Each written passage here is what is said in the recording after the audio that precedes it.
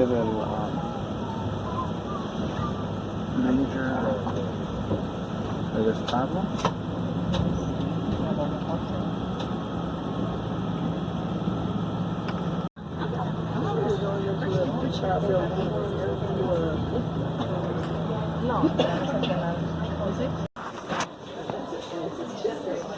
To the church.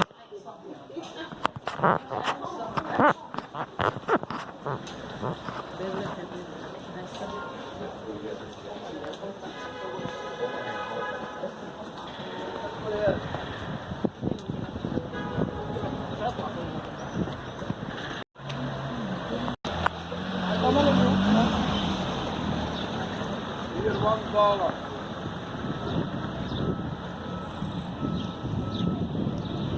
Good morning, Father. Good morning. Thank you.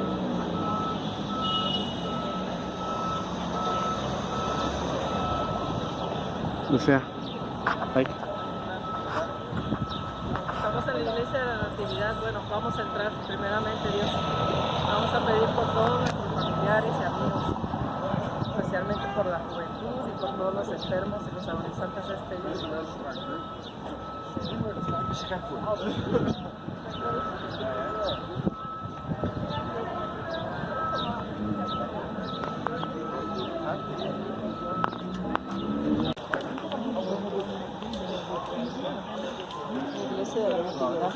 لما شفت يتجوزوا خلص ما هم يتربوا على الطريق وكل شيء. الطريق right on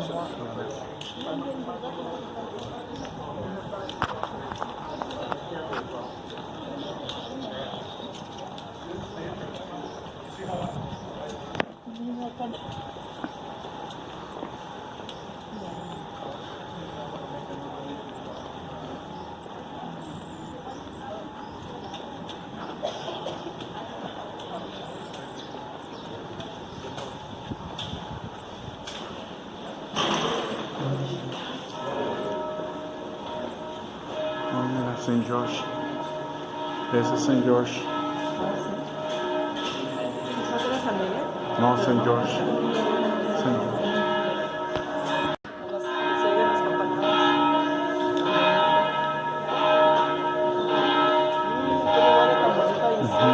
Es que acaban de pasar la misa de los ortodoxos, de los griegos ortodoxos, ellos usan mucho incienso.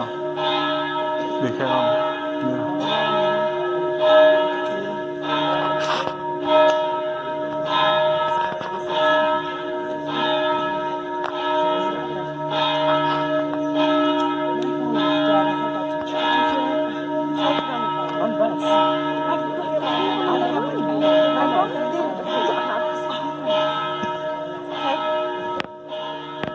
Llamada misa. Sí, pues es que va a ser la misa de nosotros.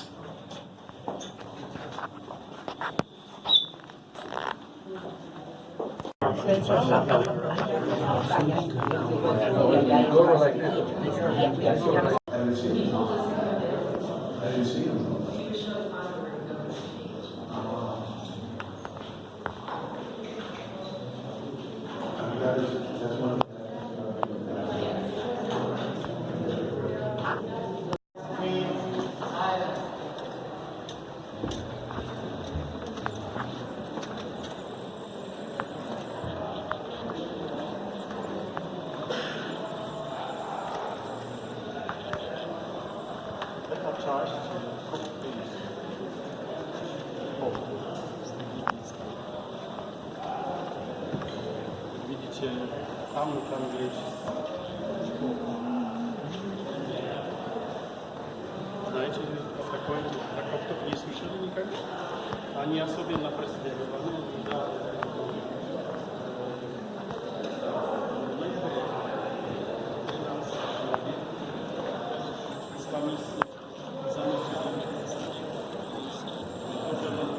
No te pierdas. Sí, imagínate. Es que si no se nos van a meter.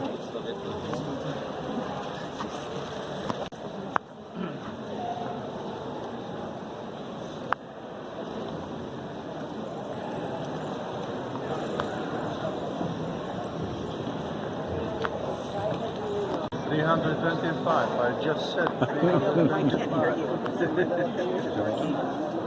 And it is the oldest church in use. What do I mean by that? Since 325 AD, the church is in continuous use. Maybe there are older churches, but our church is the oldest in use. Okay? Now, we are in the Basilica, and you can see 4 rows of columns. And each row has 11 columns. And these columns are made out of red limestone, quarried in the quarries of Bethlehem. And they are also monolithic, made out of one piece of stone.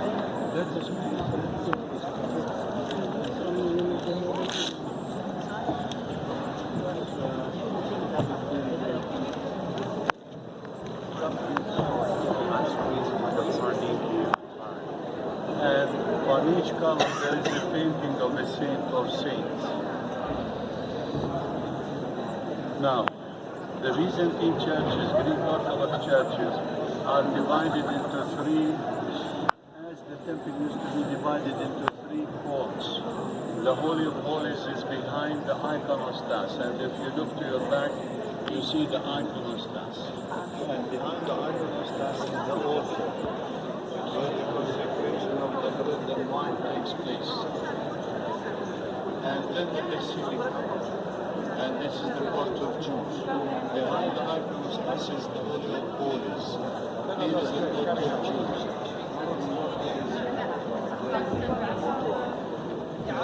That we call the atrium.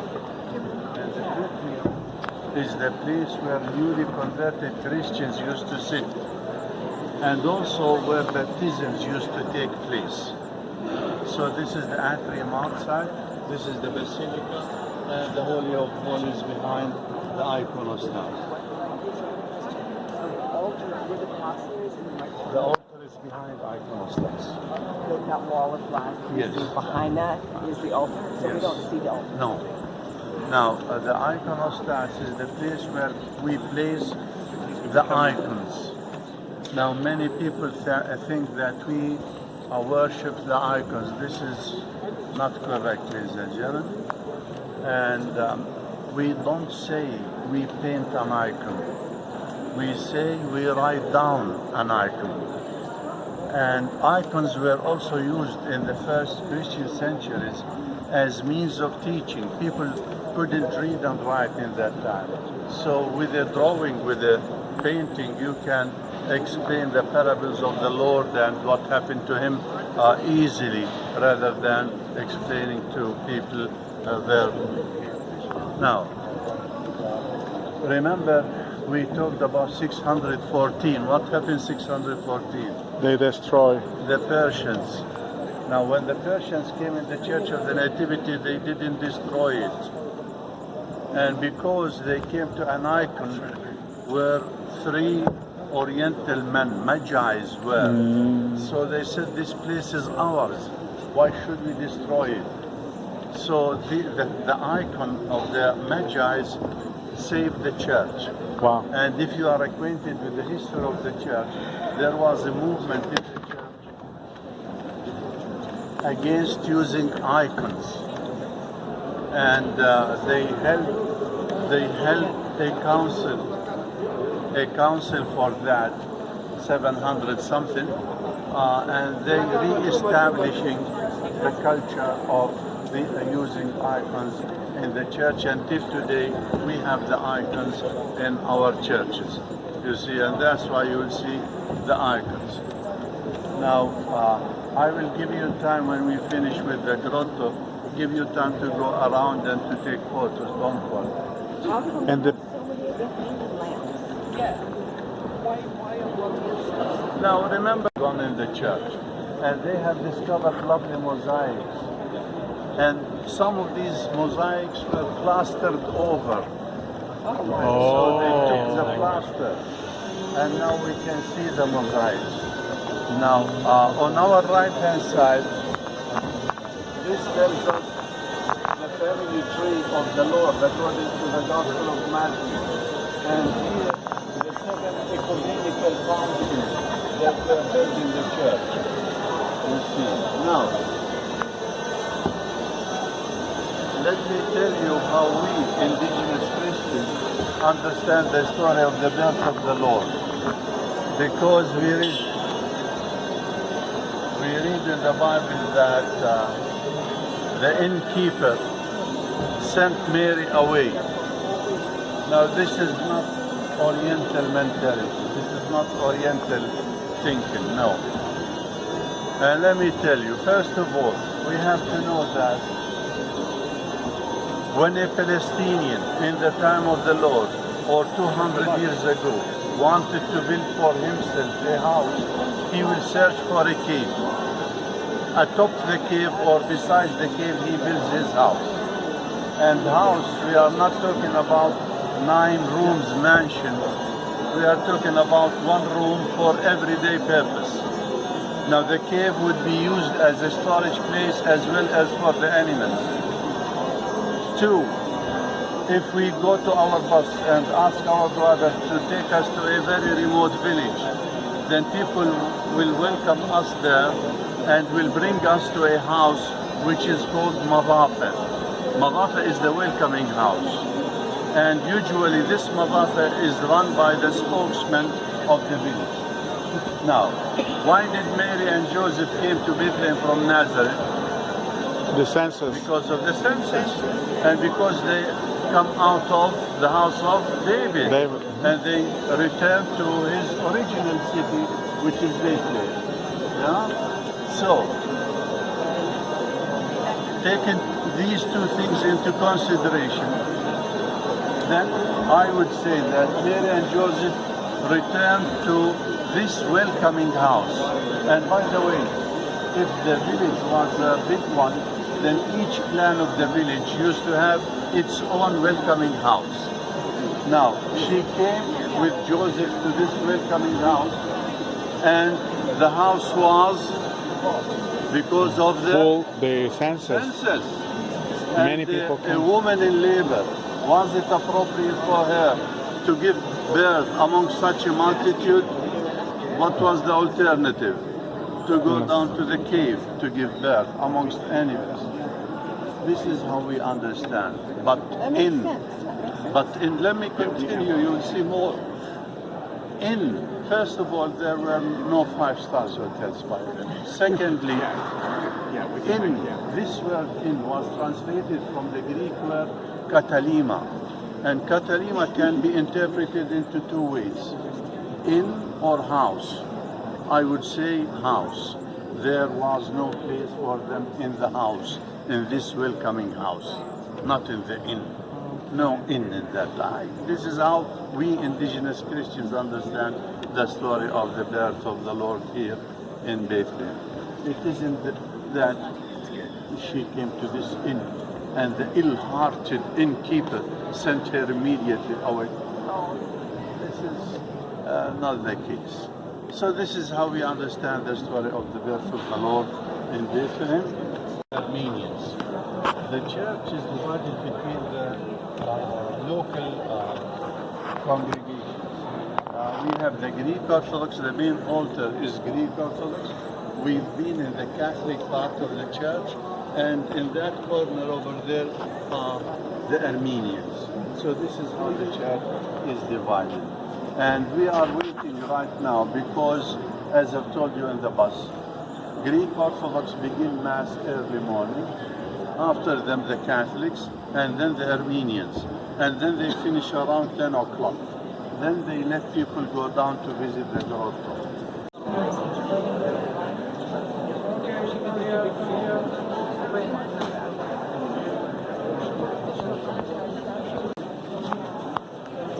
¿Feliz de estar entrando? Que si estás feliz de estar entrando a la... Claro que sí. Claro que sí, a donde Dios quiso nacer para salvarnos a todos nosotros.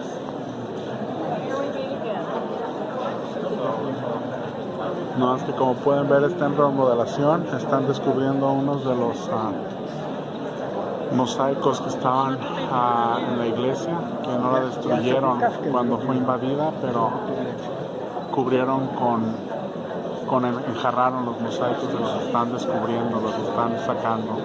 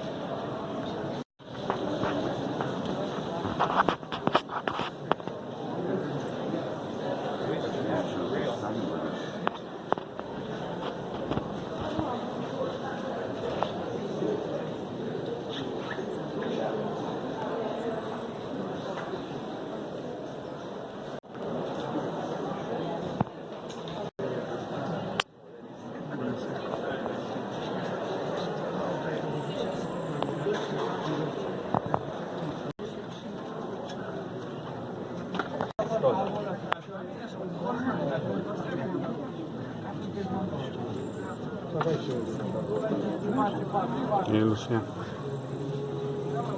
2x2, please. 2x2 first.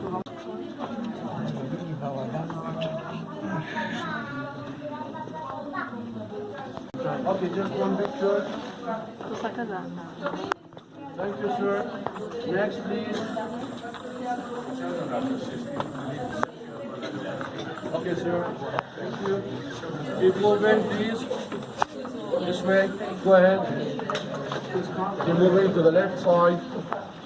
This way, this way. Let us come together, please. St. Mary's, St. Mary's, come together. Come. We don't want to block the way. Don't worry. The guy Tony down to some cave to understand what Tony was explaining. Now these are part of the complex of caves under the Church of the Nativity. And there are 3 altars there. One was to your left hand side when you descended the stairs, to your left hand side in a small cave. And this is what we call the innocents altar. Now who were the innocents? The babies. Children of Bethlehem 2 years and under, boys killed by Herod the Great. Why did he kill them? Because he wanted to kill the king of the Jews. baby Messiah. Arrival.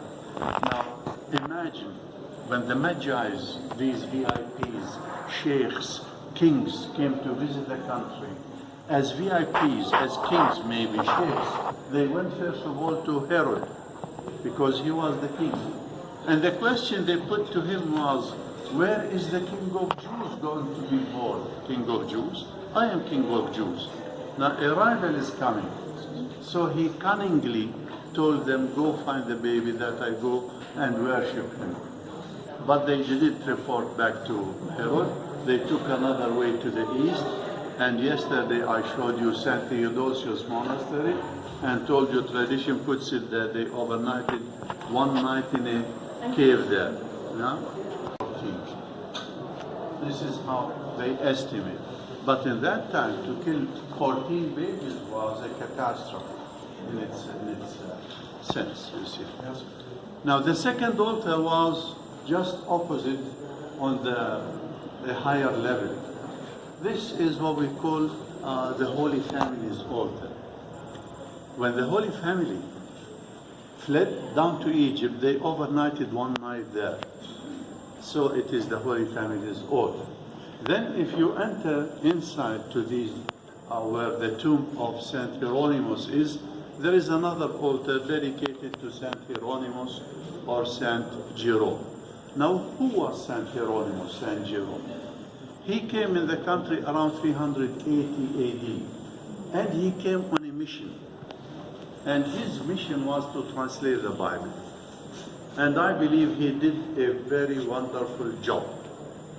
And the version of his translation is still in use in the Catholic Church of Una till today. And the name of that version is The Vulgata. the Vulgate. The Vulgata, yeah, the Vulgate. Let me tell you two examples why the version of Saint Hieronymus is the best. Because he lived here 40 years and translating the Bible. And he got to know the customs, the heritage, the weather, the landscape, the stories.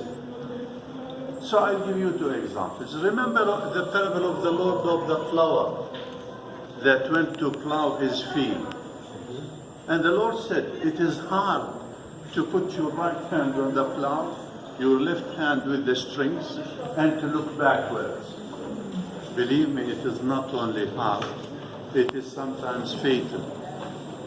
Because if you look backwards, you stumble, and then the plow will just hit you in your belly.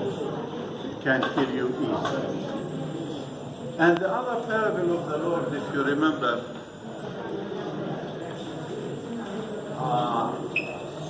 the mustard seed. Have you seen a mustard seed? Yes. It is the smallest. But when it grows up, the tree becomes so big that the birds of the sky come and nest in that tree. How can you understand, translate correctly if you don't see this seed? And if you don't see a flower on the field? And this is what Saint Hieronymus did, Saint Jerome did. He saw all these things. He lived them. So his translation was, according to my understanding, one of the best translations of the Bible. Now he was helped by two noble ladies, Roman noble ladies that came down from Rome. The first was Laura and her daughter Stokio. And these two noble ladies brought their wealth and came settled down here, helped Saint Jerome, Saint Hieronymus in translating the Bible. Now the church that we had Mass in is St. Catherine's Church. Who was St. Catherine? Now, Alexandria. she lived in the 4th century AD in Alexandria, and she converted into Christianity. The thing that didn't please the Romans. So they tortured her, and they wanted her to reconvert. She refused. Eventually, they killed her, and they cut her body in pieces. and they found some pieces here, built a church, dedicated it to Saint Catherine of Alexandria. And that's why the name of the church is Saint Catherine's Church. Her feast day is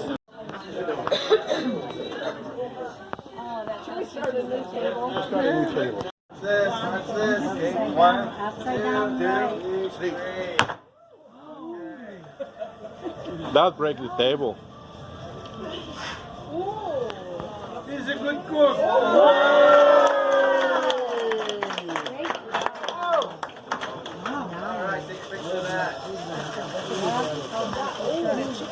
This is upside. You see the vegetables, they used to be in the bottom, now they are upside down. They are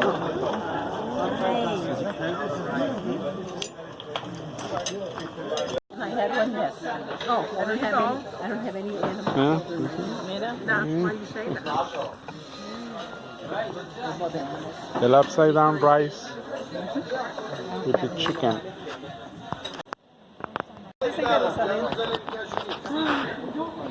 When you be back, okay?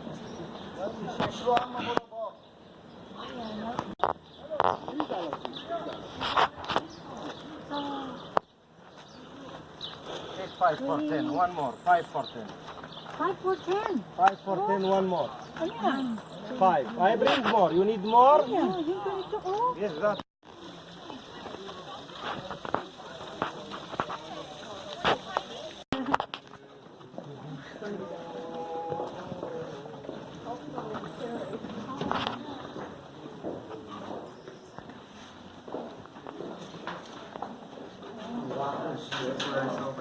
Please sit down, wait the photography, please, you will have the time for photography. Look upon. Shepherds were kind of outcasts. Shepherds lived with the flocks in the wilderness. They used to stink even. And here we see the wisdom of the Lord, proclaiming his coming, not to the well-learned, the priests and high priests, Sadducees, Pharisees in the city of Jerusalem, but rather to these very simple, humble outcasts, if you would like. Here he proclaimed his coming to these very simple people. Yeah? And what does a shepherd look for in this country? Food for the sheep. 3 things, ladies and gentlemen. Shelter. One is water. Water is essential. And see how hot it is now outside. And so without water, you wouldn't be able to survive. Shepherds knew where the springs are in the Judean wilderness. And they also knew where the water cisterns in which their ancestors collected rainwater. And they would bring their sheep, their flock, to such a cistern, pull out some of the water, and here I need the help of Abuna. There is a term in the Bible that says, until my cup is full. Besides each water cistern, there used to be a rock carved like a cup.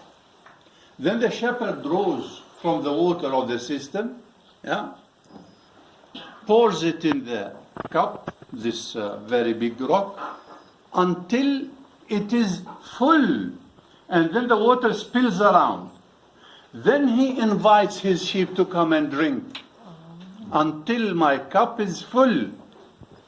It is said in the Bible, until my cup is full. And I'll tell you a short story, lovely one.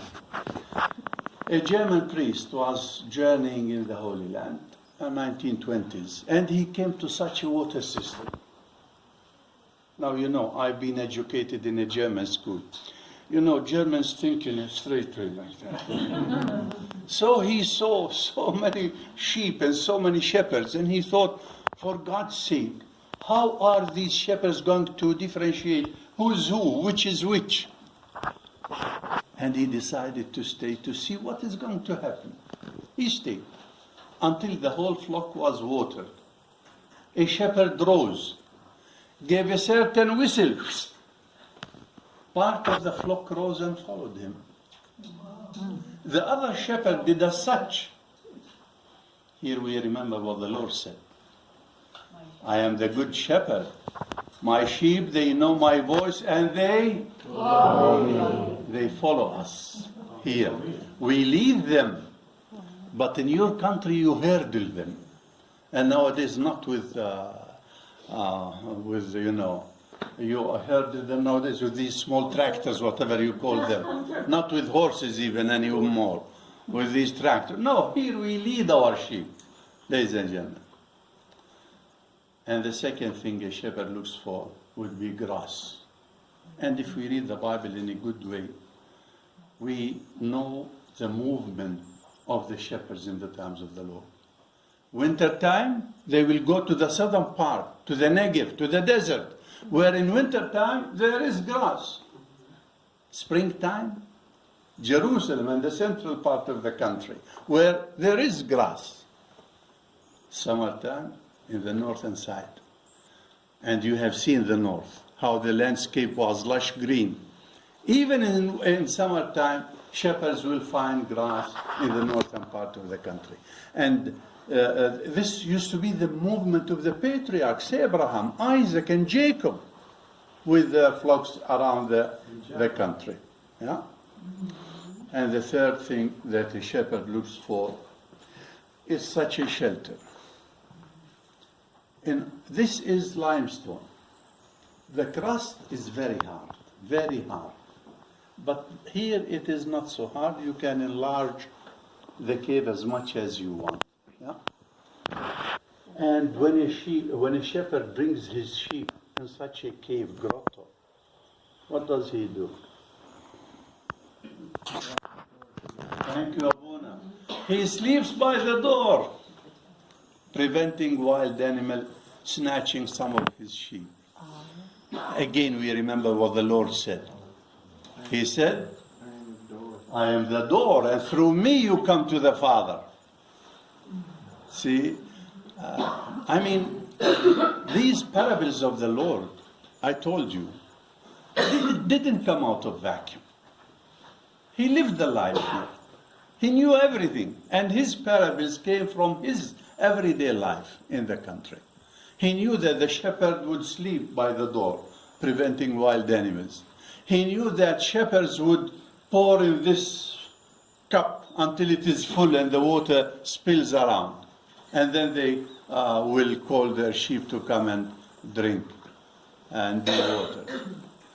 So this is how the shepherds used to move in this country in the times of the Lord. And this is a natural cave, and as I've told you, you can expand it to all sides. And here a shepherd would bring his sheep in this cave as a shelter.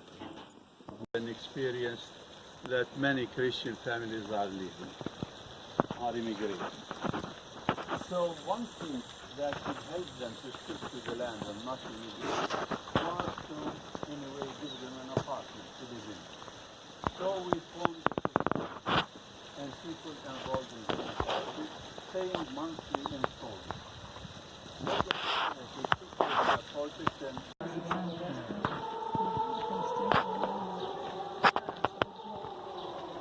Now, we will meet Stephen and I'll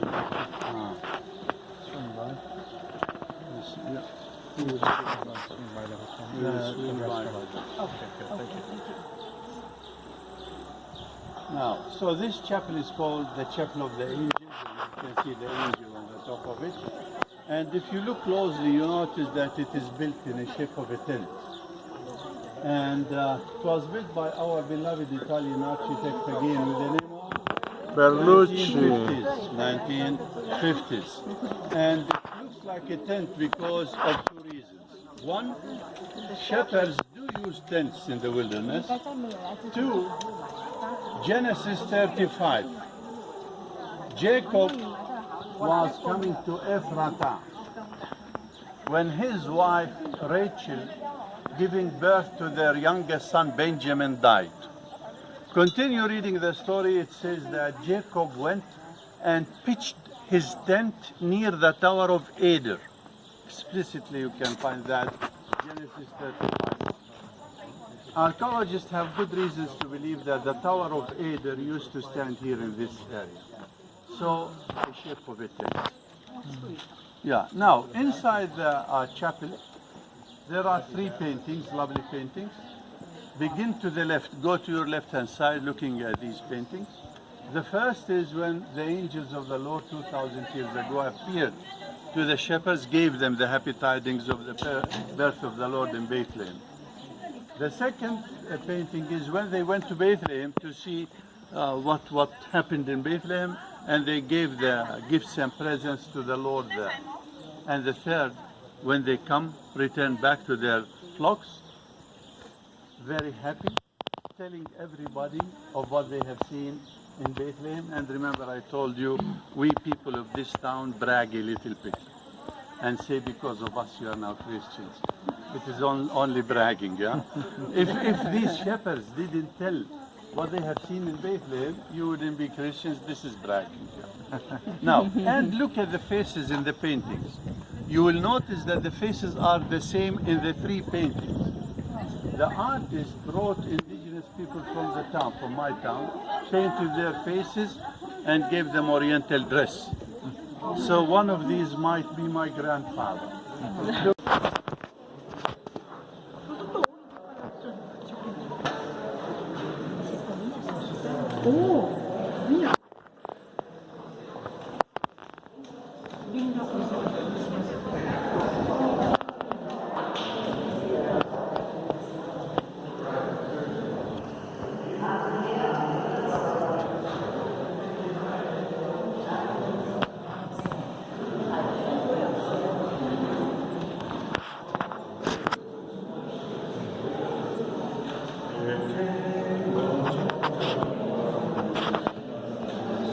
Back.